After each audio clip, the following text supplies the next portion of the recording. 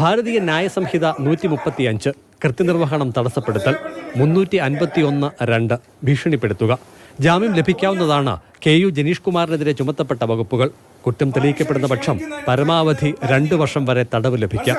Naduvathumoozhi range officer, പാടം deputy range officer, പാടം ഓഫീസിലെ ജീവനക്കാർ എന്നിവരുടെ മൊഴിപ്രകാരമാണ് കേസ്. ഇതിനിടെ MLAയ്ക്ക് പിന്തുണ അറിയിച്ച് കേരള കൗൺസിൽ ഓഫ് ചർച്ചസ് രംഗത്ത് വന്നു. ദൈനംദിനം ജീവിക്കാനുള്ള സാഹചര്യങ്ങൾ ഒരുക്കി കൊടുക്കേണ്ട ഉത്തരവാദിത്വം ഗവൺമെന്റിന്റെ. ആ ഉത്തരവാദിത്വം നിർവഹിക്കപ്പെടാതെ ആരെങ്കിലും അങ്ങനെയുള്ള സാഹചര്യങ്ങളിൽ എതിർക്കപ്പെടുന്നുണ്ടെങ്കിൽ അവരെ സമൂഹത്തിൽ ഒറ്റപ്പെടുത്താനുള്ള ശ്രമം നടത്തുന്നത് അങ്ങേറ്റം തെറ്റാണ്. വിവാദ വിഷയം മലയോര മേഖലയിലെ ജനങ്ങളുടെ പൊതുവികാരത്തിനൊപ്പം ചേർക്കാനുള്ള ശ്രമത്തിലാണ് CPM.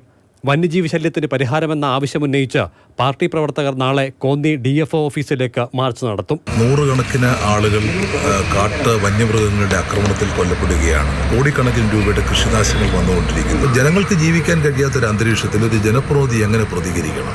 ഈ അർത്ഥത്തിൽ കാണുമ്പോഴാണ് ദിനേഷ് കുമാർ ചെയ്തത് ശരിയാണ് എന്ന് വരുന്നത്. അതേസമയം വിവാദ വിഷയത്തിൽ നടപടി ഉണ്ടാകുമോ എന്ന ആശങ്ക വനംവകുപ്പ് ജീവനക്കാർക്കുണ്ട്.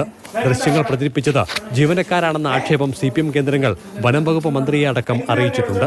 3 പരാതികളാണ് നിലവിൽ നൽകിയിട്ടുള്ളത്. ഒന്ന് ജീവനക്കാർ നൽകിയ പരാതി, ഒന്ന് റേഞ്ച് ഫോറസ്റ്റ് ഓഫീസർ നൽകിയ പരാതി. ഞങ്ങൾ അന്വേഷിച്ചതിൽ അന്വേഷണം നടന്ന് നടപടിയിലേക്ക് കടന്നു എന്നാണ് അറിയാൻ കഴിഞ്ഞത്. നിയമപാലകരുടെ ഒരു സഹായം കൂടി ഞങ്ങളെ സംബന്ധിച്ച് ഞങ്ങളുടെ ജോലി സുരക്ഷത്തിന് അത്യന്താപേക്ഷിതമാണ്.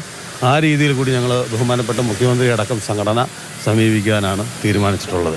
MLAയുടെ വനംവകുപ്പ് ഓഫീസ് ഇടപെടൽ കൈവിട്ട തലത്തിലേക്ക് പോകുമെന്ന ഭയമായിരുന്നു ആദ്യഘട്ടത്തിൽ CPMന്.